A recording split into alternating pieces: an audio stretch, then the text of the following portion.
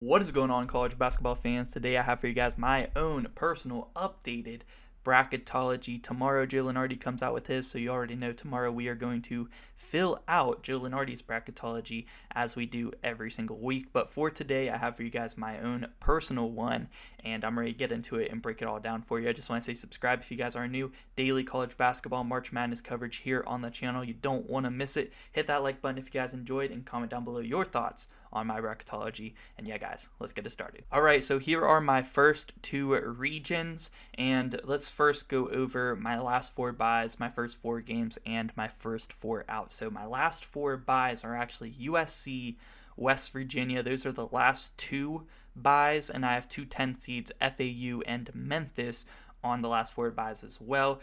West Virginia, as you can see, got last minute switched in for Utah State. I am a West Virginia fan, so this could be biased, but I don't believe that loss at Kansas in such a close game, a 2-point game on the road at Kansas, should really penalize West Virginia too much. They got a big game tonight as I'm recording this video on the road at Iowa State. If they can get that win, then them being in the last four buys would probably be a little bit more justifiable. But if you wanted to switch Utah State for him, obviously I'd be okay with that. I was very close. As you can see, it was a last-minute switch. But USC, they've been playing really good as of late. I believe they deserve a bye into the tournament at this point. FAU, they deserve an at-large bid, even if they don't win Conference USA this year. They have been playing so good. They deserve a bid. Memphis, they have been playing really good in the AAC lately. Even with some injuries, they deserve a bye 100% at this point, and I have them at a 10 seed. My first four games, I actually do have Utah State and Mississippi State facing each other in that one. Both teams were kind of in the first four out for me, this past week, but they got their way back in. Mississippi State, a big win over Texas A&M. That was huge. That gets them into the field at 68 at this point. Auburn and Oklahoma State. Auburn, they barely made the cut. Honestly, I could see them falling out for me here soon. If they lose another game, they can definitely fall out. Oklahoma State, they've been struggling a little bit lately as well. There was a point there it looked like, okay, Oklahoma State, they're for sure going to make the tournament. They're playing good in conference, but they've been losing a few lately. So we'll see how those teams do here this week and if they can keep their spot. For the 16 seeds, we do have Morehead State versus Grambling. I have them winning their leagues. And then we do have Farley Dickinson versus Texas A&M Corpus Christi in the first four games from the 16 seed. And my first four out that didn't make the field 68 for me this time is North Carolina. Even after a really good win over Virginia at home, I still don't have them in the field. That is their first quad one win of the year. I don't think that they deserve it over any of these teams that I do have in the first four games, like Utah State, Mississippi State, Auburn, Oklahoma. I don't think North Carolina deserves to get in over them right now. Michigan and Wisconsin, they played in a crazy game yesterday where Hunter Dickinson hit a last-second shot, crazy three-pointer to force OT in that game. Michigan ended up winning, so I do have Michigan and Wisconsin both in the first four out. Clemson got a big win over NC State. Is Clemson back? I don't know. We'll have to see if they can continue that, because if so, I definitely think they deserve a spot in the field. So let's go over our first region and our top overall seed, which is Alabama, and they, given the top overall seed, choose the South region in Louisville, Kentucky. So Alabama is my top overall seed, and they are third in my power rankings right now, but they are my top overall seed because based on like the metrics and the quad one wins and who they've played, who they've lost to, I believe that Alabama deserves the top overall seed at this point in time. So I do have the Crimson Tide here as my top seed, getting to choose where they play here in Louisville. And then as my 16 seeds, I do have that play-in game where we do have Morehead State versus Grambling. And then as my 8 seed, I do have Duke. I could see arguments for maybe Duke to be a little bit higher, maybe around a 7 seed. But I do have them down here as an 8 seed because, as you'll see later on in my other two regions, I do have a different ACC team that I did put above Duke right now that is a 7 seed. And just for spoiler factor, so you guys know now, it is the Pitt Panthers. I do have Pitt as a 7 seed, and I'm higher on Pitt right now than most people would have them in their bracketologies. But Pitt, they've been playing really good in the ACC. I believe they're either in first or tied for first in the ACC conference right now. They've been playing really good teams really well. They have a really good road win against Northwestern in the non-con. I think Pitt deserves a little bit higher of a seed than they've been getting in a lot of these bracketologies recently, so I have them up at a 7. We'll get to them later, though. At a 9 seed, I do have Rutgers. They're saying, similar to where I had them not too long ago, because they had an insane 19-point comeback against Penn State. That was great, but before that they lost, and it seems like they just go 1-1 every week. I think they're going to end up around an 8 or a 9 seed by the time we get to Selection Sunday. At our 5 seed, we do have Xavier. They lost to a very hot Villanova team, but then bounced back from that with a 20-point win over Seton Hall. So Xavier sitting here at a 5 seed. At my 12 seed for this region, I do have the Marshall Thundering Herd. As you guys know, I am a West Virginia fan and I am a Marshall fan, so I would love to see Marshall win the Sun Belt and make the tournament. It's between 3 teams right now: Marshall, Louisiana, and Southern Miss. I believe one of those teams are going to come out of the Sun Belt, and all 3 of those teams could do damage in March Madness. And I had to help out my boys a little bit because Huntington, West Virginia is not that far away from Louisville, Kentucky, so I had to help out my boys there. Hopefully the Marshall fans will travel well for that game. At our 4 seed, we do have Virginia, and Virginia barely, on that 4 line still. I almost had them as a 5 seed. At this point, they are my last 4 seed to get in at that line. And 0-2 week to Boston College and North Carolina, not great. Both of those being road games, though. So, but even before those 2 losses, they haven't been playing well. So another loss, and they're definitely following 5, maybe even a 6 line. They might drop even further for me if they pick up another L. Next up, we do have VCU. So 4 versus 13 seed. Battle of Virginia teams, Virginia versus Virginia Commonwealth. That would be an awesome first round matchup right there. Maybe a potential upset. I do have VCU coming out of the A10 right now. At the 6th seed, I do have Northwestern. Northwestern, even after an 0-2 week this week, I still believe that they deserve to have up here as a 6 seed. Good wins over Purdue, Indiana. They have a really good quad 1 record. Northwestern, they deserve it. They're up here at the 6th line. At the 11 line, one of my last 4 buys, I do have West Virginia. And West Virginia, like I said, they barely lost to Kansas on the road, and if it wasn't for their 21 turnovers, they would have won that game, because even with 21 turnovers, which was a season high for West Virginia on the year, they still barely lost to Kansas on the road by 2 points. So WVU coming in here at 11. Big game tonight against Iowa State. That could determine a lot for this bracket. At the 3 line, we do have the Marquette Golden Eagles. And Marquette, I debated maybe having them up as a 2 seed. And I'm not even going to lie. I debated it. And if they do win out the rest of the season and the Big East tournament, they are going to get a 2 seed, at least in my opinion. They deserve a 2 seed if they win out and win the Big East tourney. I debated putting them at the 2 line right now, but I kept them here at the 3. They're probably my top 3 seed right now. At the 14 line, I do have Yale coming out of the Ivy League. It's really between them and Princeton, and Yale kind of beat up on Princeton pretty bad not too long ago, so I have Yale coming out in that one right now. At the 7 line, I do have the Kentucky Wildcats. Kentucky up at the 7 line now. Pretty impressive considering they were, not 2 weeks ago, one of, my last 4 in. So pretty impressive. They have been winning games lately. They're all the way up at the 7 line. I think this would be a really fun 7-10 matchup between Kentucky and Memphis. Coach Calipari Bowl right here. Calipari's old team versus his current team. Super fun matchup here, but I do have Memphis here as a 10 seed um, right now. At the 2 line, I do have Kansas State. Kansas State has a really good week. They're on a 3-game win streak yet again in the Big 12. It seems like they kind of go up, down, up, down. Right now, they're on up trajectory. We'll see if they can keep that going and keep that momentum heading into the Big 10 or the Big 12 tournament. That would be very good for them. But yeah, they're up here at the 2 line. They're probably my last 2 seed. But still very impressive here for Kansas State.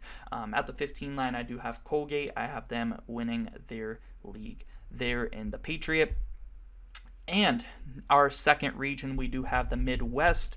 And my second overall seed, my second 1 seed is the Kansas Jayhawks. So they're going to, of course, pick Kansas City where they want to play. So major home court advantage there. I almost debated if you're Alabama, do you just go ahead and choose the Midwest? I mean, not too much further than Louisville, right?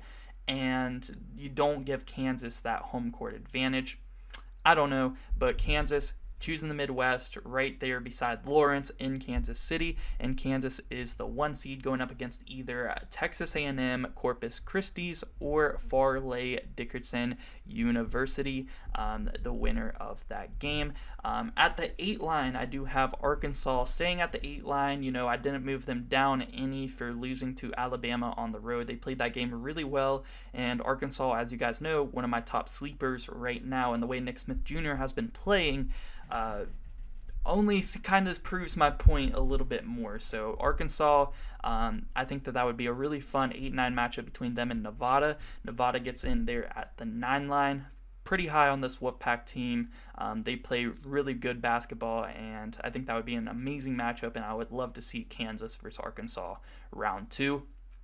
Next up at the 5 line, I do have St. Mary's. They're not moving down any for me after losing to Gonzaga. And as you'll see down the line a little bit, at the 3 line, I do have Gonzaga as a 3. So I had Gonzaga move up for that win, not only for that win just because they've been playing really good basketball lately in general, but St. Mary's didn't move down any for that. They stay at the 5 line right there. At the 12 line, I do have Oral Roberts in this region. I would love to see St. Mary's versus Oral Roberts round 1. Amazing game. Amazing game. Logan Johnson versus Maxi Buckets. Must-see TV in the 5 versus 12, where you're going to see a possible upset in that matchup. At the 4 line, I do have the Miami Hurricanes. Even after losing to a buzzer beater to Florida State, I still have them here at the 4 line, right above Virginia. If I were to do my 4 line rankings, Miami would be like my 3rd 4 seed. Virginia would be my 4th 4 seed right behind them. But Miami comes in right here. At the 13 line, I do have Drake. I think that they're going to come out of their conference, and I think that they would actually match up pretty good with Miami. That would be a fun first-round matchup. I don't know if they would win that one, but it would definitely be a fun one there and one to look out for. At the 6 line, we do have Creighton, and Creighton 0-2 week this past week. 1 to Villanova, 1 to Marquette. So not that great there, but Villanova is a hot team, so Creighton does move down a little bit. They're down at the 6 line. Still really good non-con. Quad 1 record is decent. They stay here at the 6 line. At the 11 line, facing Creighton first round, I do have USC, one of my last 4 buys to get in. West Virginia is probably my last buy. USC, my second to last buy, but USC playing really good lately. They are in at the 11 seed with a bye. At the 3 line, I do have Gonzaga moving up to the 3 spot, and Gonzaga, they've been playing really good recently. Good win over St. Mary's, and just in general on a nice little win streak right now. So Gonzaga up at the 3 seed, and they do have a really good win over the top overall seed in Alabama this year. Gonzaga, maybe sleepers, as for once they're not a 1 seed. Maybe look out for Gonzaga to do some damage this year in the tourney. At the 14 line, I do have Sam Houston. This may be a surprise to some people because I do have Sam Houston making the tournament over Utah Valley. I think it's 50-50 right now between the two. I think Sam Houston has played a better non-con schedule than Utah Valley, so I think I'm going to trust Sam Houston right now over Utah Valley to make the tournament and get in here as a 14 seed. At the 7 line, I do have Maryland, and Maryland's been playing really good lately. Like, I could see arguments for maybe Maryland jumping up to the 6 line, but I decided to keep Northwestern at the 6, Maryland down at the 7, but Maryland been playing really good as of late. This would be an amazing first round matchup right here. Maryland as the 7 versus Missouri as the 10. Missouri, I could see maybe someone saying they could deserve maybe a 9 or an 8 in that range, but I think a 10 is fine for Missouri right now. They had a really good week. Let's see if they can keep it going, but they're in here at the 10 line. At the 2 seed in this region, I do have Arizona.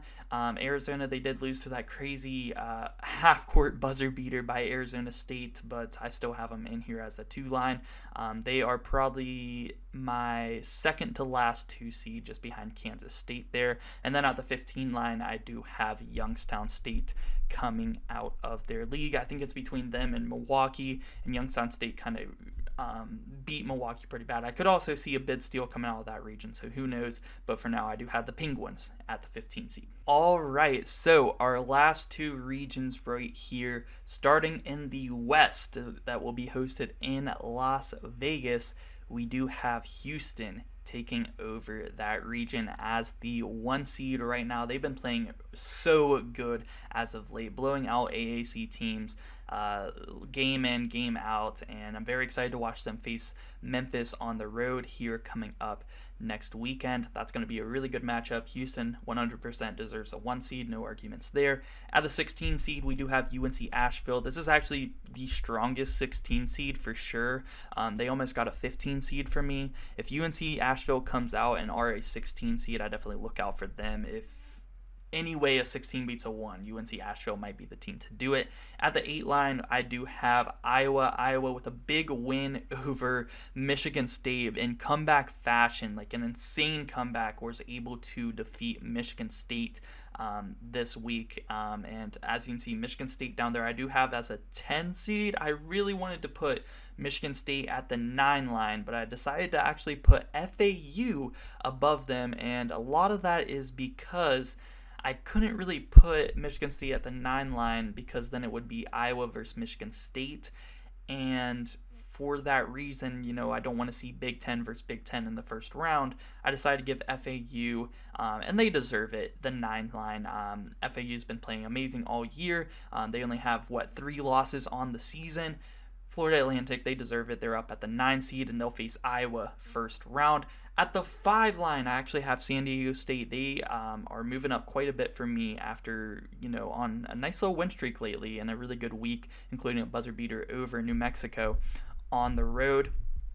The Mountain West runs through the Aztecs right now, and they are up at the 5 line for me, but a very tough 12 seed. They'll have to go up against the winner of the MAC conference, which in my opinion right now is going to be Toledo. Toledo has been playing awesome lately. It could be Akron, it could be Kent State, but right now I think the Toledo Rockets might find themselves a bid to the tournament. At the 4 seed, I do have the Indiana Hoosiers, and Indiana, they had a loss to Michigan State earlier in the week, but a big win over Purdue on the road, a huge win right there, and Indiana stays around a 4 line right here for me. At the 13 line, I do have Furman, and Furman, I have them coming out of their league. They've been playing really good lately, and I think they've been the best team in that league all year long, so I have Furman here as a 13. At the 6th line, I do have Providence, and Providence, I feel like they're kind of slept on, and some bracketologies have them as like a 7. I think they deserve a 6. On the same line as I do have Creighton in the Big East, as we saw earlier, I do have Providence here as a 6 line, and I think that that's pretty fair for both of those teams. At the 11 line, facing Providence first round, I do have the winner of Auburn or Oklahoma State in the first 4-game matchup. I think that would be an outstanding matchup between Auburn and Oklahoma State. Whoever wins that game would definitely deserve their spot in this field of 64. At the 3 line, I do have the Baylor Bears, and Baylor, They're dropping down here to a 3 seed for me, but I think, yeah, they would be my top 3 seed right now. And I decided to give 2 seeds to Texas and Kansas State and keep Baylor here as a 3 seed. So they actually moved down a little bit for me as far as recently. At the 14 line, they play a very good Eastern Washington team. They actually have a huge game tonight at 9 p.m. against Montana State, and the winner of that game could determine a lot for me. So that could switch. If Montana State beats Eastern Washington tonight, I might have to say Montana State deserves that spot. But for now, I'm going to go with Eastern Washington because I think they're going to win tonight, and they've been playing really good all year. Give me them in here as the 14 line to win their league.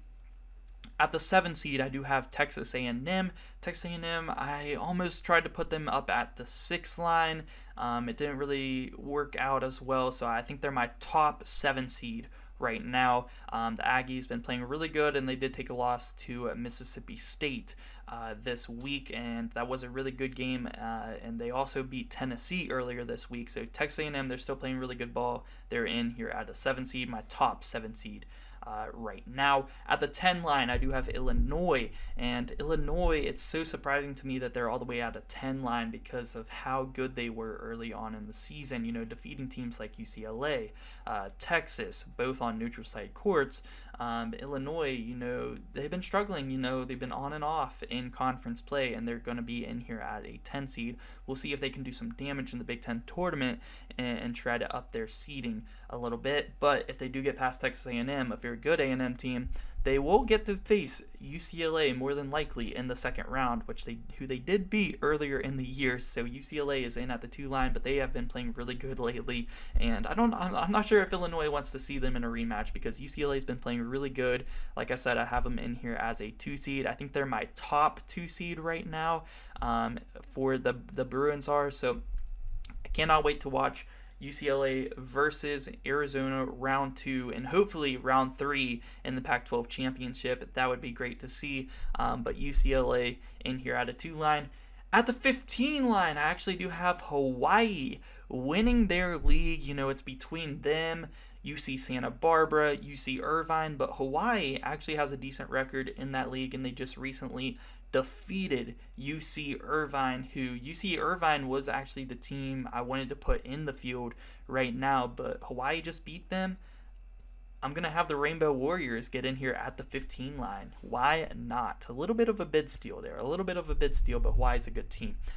In our last region, we do have the East region being hosted in New York, and our top overall seed in that region, we do have Purdue. They are my last 1 seed, and Purdue, maybe some people could argue UCLA deserves that 1 seed over Purdue at this point in time. I would say they don't. I just think Purdue, non-con record-wise, they were undefeated.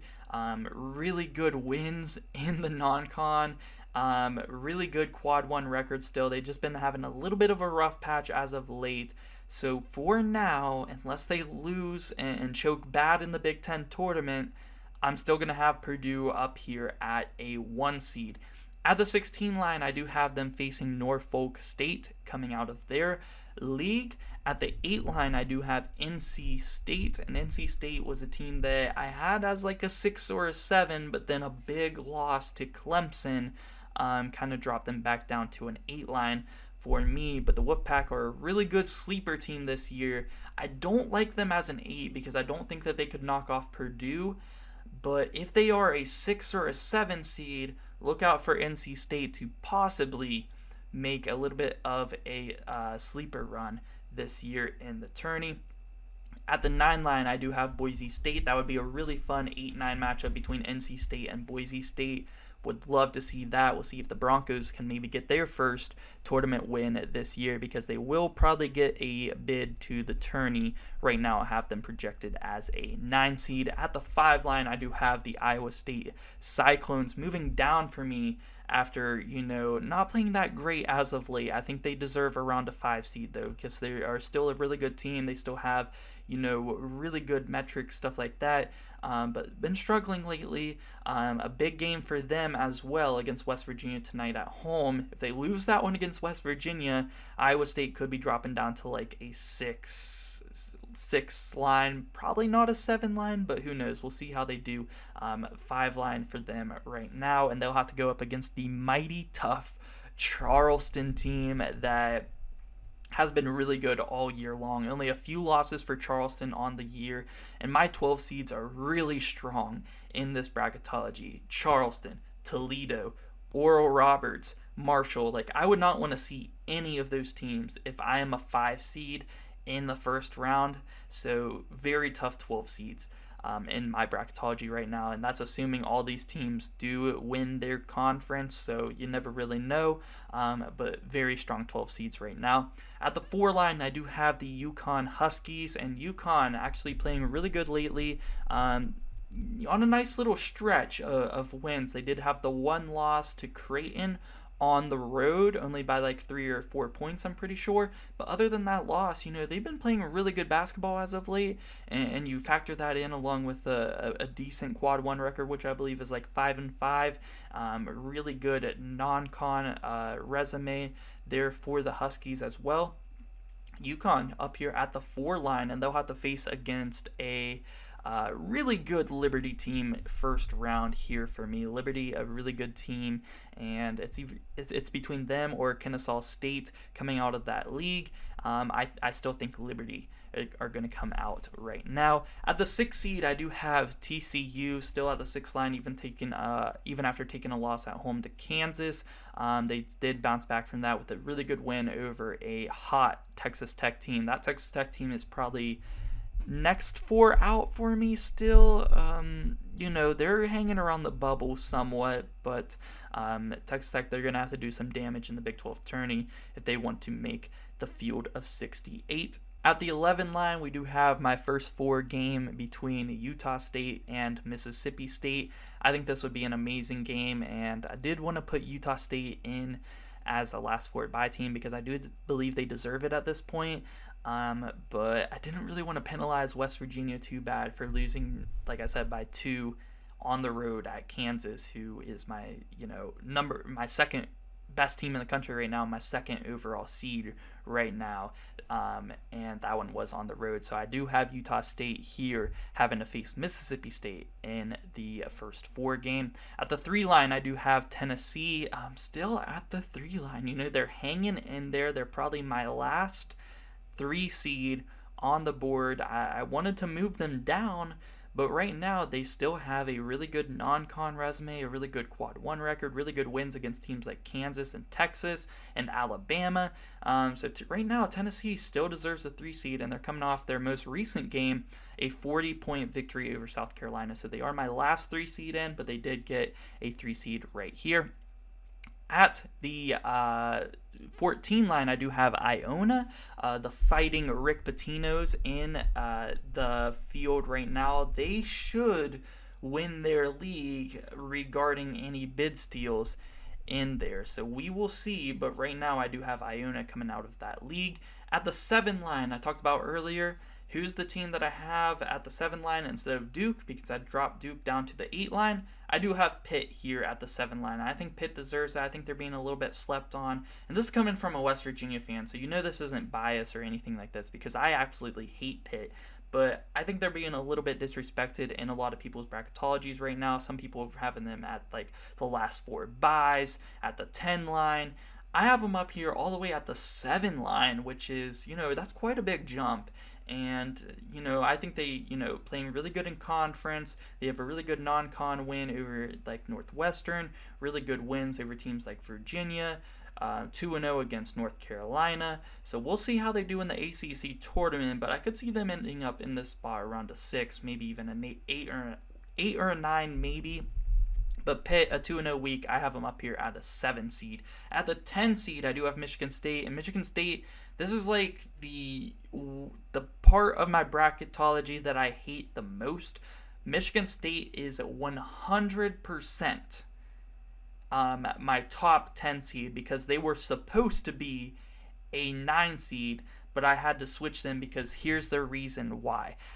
Michigan State, I wanted to put as a 9 seed so bad, but they couldn't face Iowa first round, and so and that's kind of where I got stuck in a hole right there. So Michigan State had to move down to the 10 line in place of Florida Atlantic, but I do believe Michigan State deserves at least a 9 seed, but they are my top 10 seed. So I'm sorry, Sparty fans, but they're at a 10 line right now after not that bad of a week, honestly. A really tough pill to swallow with that loss against Iowa because they blew such a big lead, but they had that game won on the road. And if it wasn't for that blown loss, they would have had a 2-0 week against Indiana at home and Iowa on the road. They probably would have been up as like a 6 line. So I hate that I had to put them down here at the 10 line. That's the worst part about my bracket in this entire video. So I'm sorry, but a good week, and they can jump up a lot because I am disrespecting Michigan State a little bit, but it's only because they couldn't face a Big Ten team in the first round, and I just couldn't find another place for them. I was shuffling around with that for a while, but our last 2 seed down here, I do have the Texas Longhorns, and Texas really good non-con wins over teams like Creighton, Gonzaga, tough losses against Tennessee and Illinois. But I still believe, a good a good quad 1 record as well. Really good metrics. Texas, super good team. They're in at the 2 seed. And my last team here, we do have at the 15 line UMass Lowell making it in, winning their league. So that is going to do it for my updated bracketology right now. Let me know what you guys think about it down below in the comment section. If there's anything I could change personally about my own bracketology, I would have had Michigan State as a higher seed. That's the main thing. That's really the only thing I don't like about this bracket. But other than that, let me know what you guys think. And yeah, guys, subscribe if you guys are new. Daily college basketball March Madness content coming here on the channel. And thank you so much for watching.